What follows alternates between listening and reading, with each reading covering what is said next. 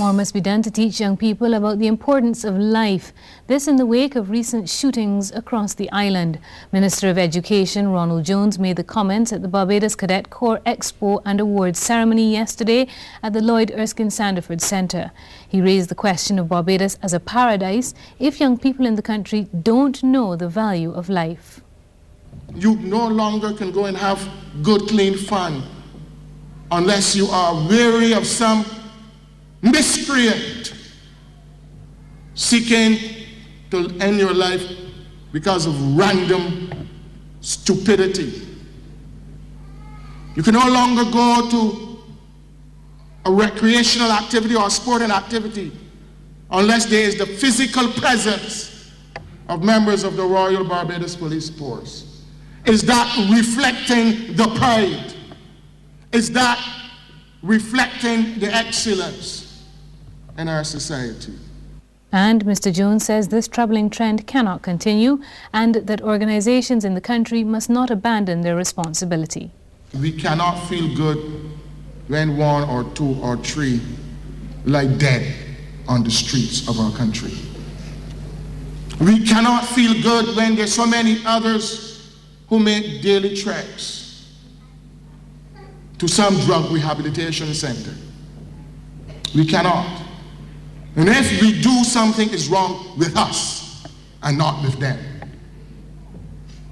We have to use the talents of our young people. Minister Jones also lauded the work of the Barbados Cadet Corps, citing it as an example in challenging young people to do better. He says more young people need to join organizations like the Corps to create a better future for Barbados. There are just over 23,000 young people in our secondary schools, and if it were possible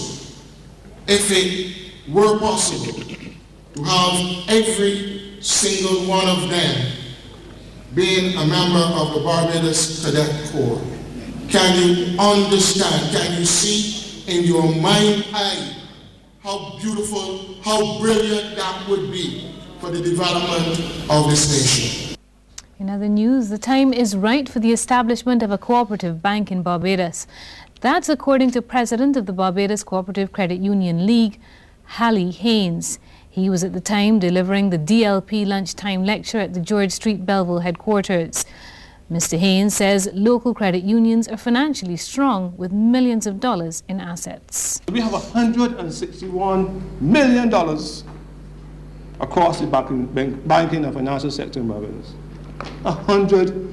This is minimum, though. This is 10%, because you still have to maintain your statutory reserves. So based on the law alone, we have $161 million across the banking sector. The time is now. The time is right for the establishment of a cooperative bank in Barbados. Mr. Haynes has also defended the move by the Public Workers Cooperative Credit Union to purchase the Clico Mortgage and Finance Company. That acquisition is an important strategic move by the credit union movement in Barbados.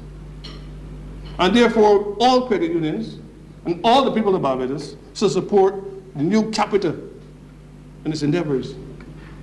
Because this is the easiest way to get to the cooperative bank. Because when you have the finance company, you have license too. So you're only one step away. One step away to a commercial bank or a bank for credit unions.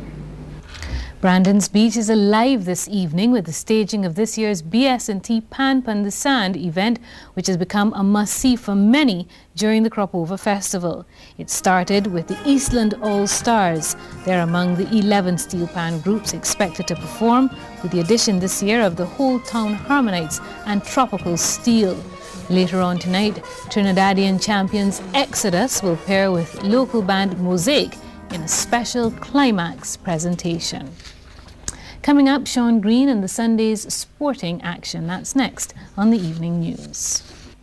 On to cricket news. Maple has maintained its lead at the top of the Lime BCA First Division standings after the completion of the 5th series. Scores at Pickwick, CGI Sandy Crest Maple 231, ASA Field Pickwick 109 and 95 for 8. In another drawn game at Wilde, Lime 261 and 253, Banks 199. However, 4 victories decorated the day's play. Defending champion Supercenter Spartan recorded an 8-wicket win over YMPC. Scores in the park, Spartan 254 for 6 and 33 for 2, YMPC 96 and 190. BNB St. Catherine also celebrated a win over the BDS Sports Program. Scores at Paragon, St. Catherine 179 and 104 for 3, BDF 190 and 92. ICBL Empire crushed the Guardian General Barbados Youth by 10 wickets. Scores at Leicester Vaughan, the Youth 109 and 238, Empire 311 for 5 and 37 without loss. Meanwhile, at the 3Ws Oval, Sadrico UWI defeated the Tele Barbados Carlton team by 8 runs. Scores UWI 146 and 188, Tele Barbados Carlton 142 and 184.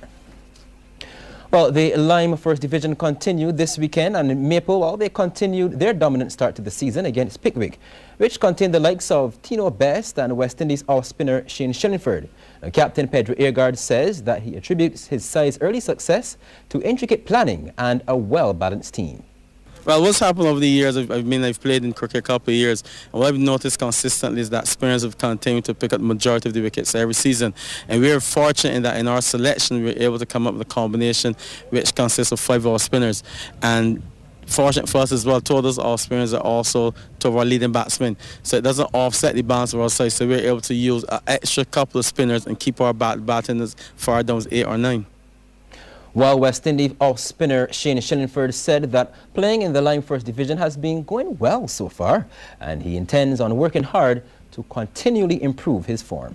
I feel pretty good in my form, you know, in bowling and stuff. The confidence and everything is there, and, you know, getting a lot of results from the bowling as well, and even in my batting as well. So, you know, I think my form is pretty much up there as well. So I just looking to concentrate hard and train hard, keep training, and then just play. The Empire team continued their winning ways in the Barbados Hockey Premier League. Their latest win came against the UWI team at the AstroTurf over the weekend. Jalia Warner of Empire, playing in the blue, had already put her team ahead by just 1 in the 5th minute and was eagerly looking to add another. While that one sailed overhead, Dion Clark was spot on along the ground and threw everyone. Empire 2, UWI 0. And if something works for you, why change it? Alison Haynes took the same approach as Clark and got the same result. In the second half, the keeper was pulling out all the stops to stop Empire. Not this time, ma'am. But that glory was short-lived as Charlia got in on the scoring habit again, blasting this one to the back of the bars. The keeper and the others could only watch.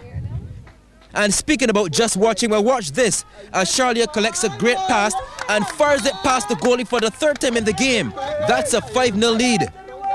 And when you're up 5-0, sometimes everything seems to go your way, and even distant shots find their marks easily. Ask Alison Haynes. That's her 2nd goal. But the icing on the cake came here in the 65th minute when Charlia added her 4th goal to finish off what was a crushing defeat for UWI. Empire winning 7-0. The Foundation Track and Field Academy will be heading to this month's Hampton International Games in Trinidad and Tobago, courtesy of the government of the Twin Island Republic. The meet, which was originally set for July 1st to 3rd, was postponed as work was still being done on the track and field facilities at the Hainsley Crawford Stadium, the venue for the event. The Academy contingent received late notice about the postponement, and the travel arrangements were already booked and paid for. Consequently, the team still made the trip to TNT, but used it as a retreat. And now that the Hampton Games have been rescheduled for later this month, athletes from the Foundation Track and Field Academy are still getting a chance to compete. I was able to have a meeting with the Permanent Secretary of the Ministry of Sports in Trinidad, Mr. Ashwin Creed, the person who is responsible for the Hampton Games, Mr. Noel Highland. And they agreed that the Ministry of Sports of Trinidad would have taken care of the expenses for 17 athletes and 3 officials to return to Trinidad on the 21st to the 25th. And Carter outlined some of the athletes who will be competing. Tamika Rollins, who have been doing very well throughout the season. We also have Katrina Weir, and then in the men we have Justin Gooden and Jeremiah Hines. In the sprints, Akeem Bleman, and then we also have a number of secondary school champions represented Barbados. At the Crifton Games would have been Nicolai Gall. He will be returning to Trinidad. The Hampden International Games will run from July 22nd to 24th. A first or second spot in this year's Regional Junior Men's Volleyball Championship will see Barbados with an automatic qualification for the NORCECA Volleyball Championship. The national junior team was in its last practice session yesterday, preparing for the July 24th to 31st event in Jamaica. Barbados will be among the 7 participating teams, and coach John Stewart told CBC it is a well-balanced squad. Everything has been going pretty good so far, and I think that we have a good mix because we have at least 6 fellas that played in the last youth tournament last year. So we have a mix of some senior players and some new ones that came in the team. I think that we need to get our wrong support from all the guys, and as long as we play together as a unit, I think the guys will do well. And Captain Ramon Blaze says Barbados will no doubt be targeted, having won a number of rich titles in their history.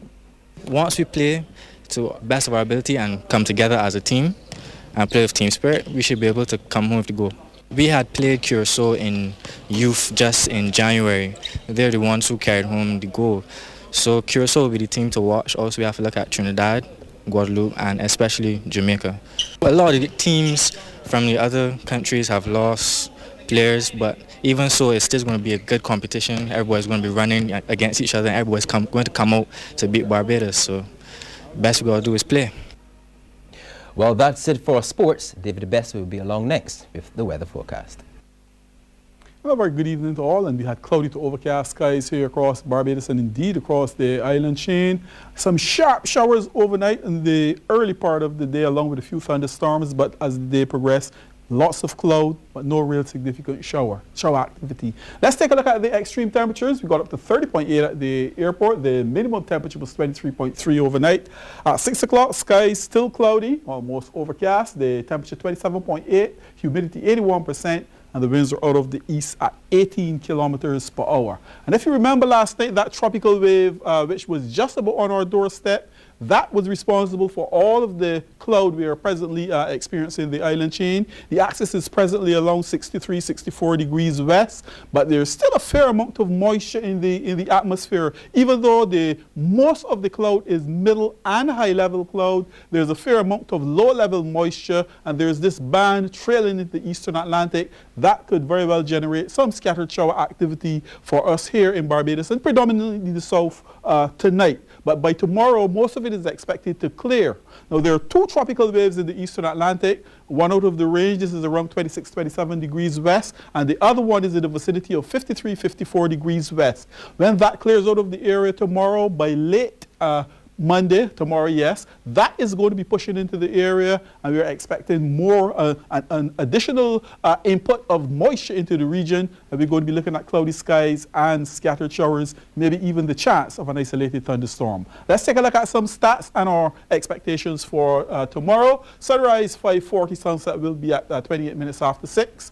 The tide situation, the first high tide 5:31, the second is going to be at 19 minutes after 6 in the p.m., and there's going to be one low tide at 11:44. The seas moderate in open water and peaking at 2 meters. The winds across the region easterly 15 to 40 kilometers per hour. Our predictions for here in Barbados tonight and tomorrow, mostly cloudy with some scattered showers tonight. Fair to partly cloudy with scattered showers tomorrow. And for the islands in the Lesser Antilles, tonight over the southern windwards, generally cloudy to overcast with scattered showers, periods of rain and possible isolated thunderstorms. Elsewhere, fair to partly cloudy with a few scattered showers. And for tomorrow, over the southern windwards, partly cloudy to cloudy at times with scattered showers. Elsewhere, fair to partly cloudy with brief scattered showers.